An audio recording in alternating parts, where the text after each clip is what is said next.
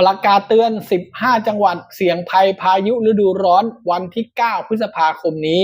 กรมอุตุนิยมวิทยาออกประกาศเตือนนะจังหวัดเลยหนองบัวลำพู อุดรธานี หนองคาย บึงกาฬ สกลนคร นครพนม ขอนแก่น กาฬสินธุ์ มุกดาหาร ร้อยเอ็ด ยโสธร กาฬสินธุ์ อำนาจเจริญ และอุบลราชธานีนะครับให้ระมัดระวังพายุฝนฟ้าคะนองลมกันโชกแรงลูกเห็บตกและฝนตกหนักบางแห่งรวมถึงอาจเกิดฟ้าผ่า